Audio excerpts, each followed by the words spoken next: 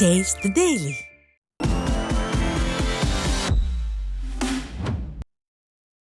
தென்காசி மாவட்டம் புளியங்குடி அருகே மின்மாற்றியை தாங்கி நிற்கும் 2 மின்கம்பங்களும் சேதமடைந்ததால் அசம்பாவிதம் ஏற்பட்டு விடுமோ என அச்சம் மக்களிடம் ஏற்பட்டுள்ளது.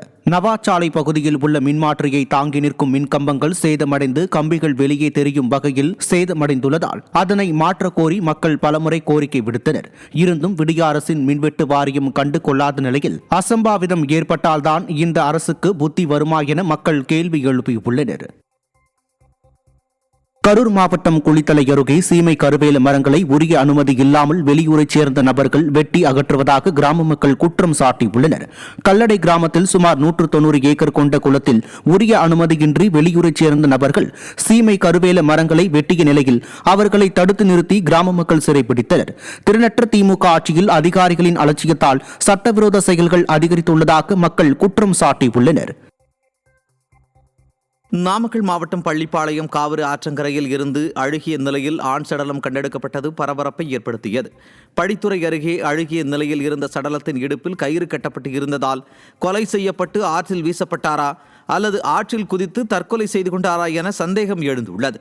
திறனற்ற ஸ்டாலின் ஆட்சியில் மர்ம கொலைகள் அதிகரித்துள்ள நிலையில் அது தொடர்பான குற்றவாளிகளை பிடிப்பதில் ஏவல் துறை திணறி வருவதாக குற்றம் சாட்டப்படுகிறது. கடலூர் மாவட்டம் புவனகிரி அருகே தேவன்குடி கிராமத்தில் வீட்டின் மீது ஆபத்தான முறையில் செல்லும் மின்கம்பிகளை அதிகாரிகள் அகற்றாமல் அலட்சியத்துடன் செயல்படுவதாக மக்கள் குற்றம் சாட்டியுள்ளனர்.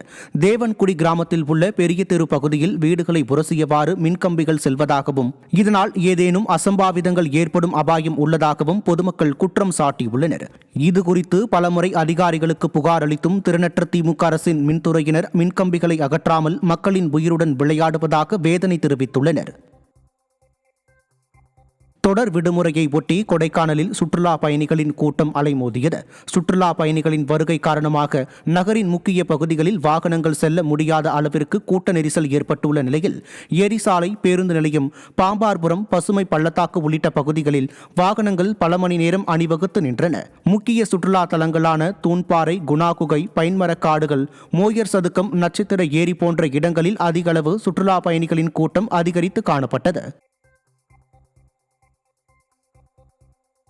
திருச்சி அரசு மருத்துவமனையில் ஸ்கேன் எடுக்கும் ஊழியரை சட்டக்கல்லூரி மாணவி காலால் எட்டி உதைத்து தகாத வார்த்தைகளால் பேசிய வீடியோ வெளியாகி அதிர்ச்சியை ஏற்படுத்தியுள்ளது.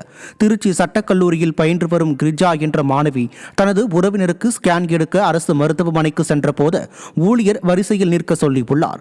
இதனால் ஊழியருடன் வாக்குவாதத்தில் ஈடுபட்ட கிரிஜா ஊழியரையும் தாக்கினார்.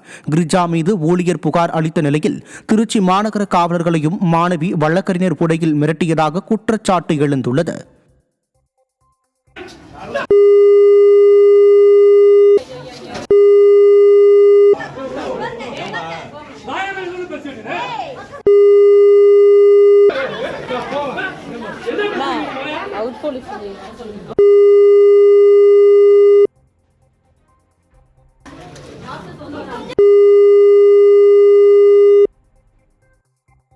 சென்னை ஈவிகே சம்பத் சாலையில் உள்ள கழிவுநீர் கால்வாயின் மேன்ஹோல் உடைந்து ஆபத்தான நிலையில் உள்ளதாக பொதுமக்கள் குற்றம் சாட்டியுள்ளனர். இதனால் நடைபாதையில் செல்பவர்கள் எதிர்பாராத விதமாக கழிவுநீர் கால்வாய்க்குள் விழுந்து அசம்பாவிதம் ஏற்படும் அபாயம் இருப்பதாக வேதனை தெரிவிக்கும் பொதுமக்கள் உடனடியாக அதிகாரிகள் சீரமைக்க கோரிக்கை விடுத்துள்ளனர். திறனற்ற திமுக ஆட்சியில் மாநகராட்சி அதிகாரிகளின் அலட்சியத்தால் மக்களின் பாதுகாப்பு கேள்விக்குறியாகி உள்ளதாக குற்றச்சாட்டு எழுந்துள்ளது. இந்த இடத்துல ஒரு பெரிய பாதாள பள்ளமாயிடுச்சு, திடீர்னு விழுந்துச்சு. இதில் நிறைய சின்ன சின்ன பசங்களாம் வழியில் போகுது. நேற்று நைட்டு தான் இதுமாரி ஆயிடுச்சு. இது எதனா ஆளுங்க எதனா நடமாட பசங்க சின்ன சின்ன பசங்களாம் போகும்போது எதனா உள்ளே விழுறதுக்கு வாய்ப்பு இருக்குது. இது யாருமே கவனிக்காத நைட்டில் எதனா போயிட்டாங்கன்னா வம்பு பூச்ச வேலை. நம்ம நைட் டியூட்டியில் இருக்கிறேன், இருந்தாலும் நம்ம வெளியில் உள்ள வேலை, எனக்கு வெளியில் பார்த்துன்னு இருக்க முடியாதுல்ல சில நேரத்தில். இதை நீங்கள் ஒரு கார்ப்பரேஷன் ஆளை வச்சு ஒரு நடவடிக்கை எடுங்க. திருவாரூர் மாவட்டம் நன்னிலம் அருகே கூத்தனூரில் அமைந்துள்ள சரஸ்வதி அம்மன் கோயிலில் சரஸ்வதி பூஜை விழா கோலாகலமாக கொண்டாடப்பட்டு வருகிறது. தென்னிந்தியாவிலேயே கல்வி தெய்வமான சரஸ்வதி தேவிக்கென்று கூத்தனூரில் பிரத்யேக கோயில் அமைந்துள்ளது. இக்கோயிலில் சரஸ்வதி பூஜையை முன்னிட்டு சரஸ்வதி அம்மனுக்கு சிறப்பு அலங்கார அபிஷேகங்கள் நடைபெற்றது.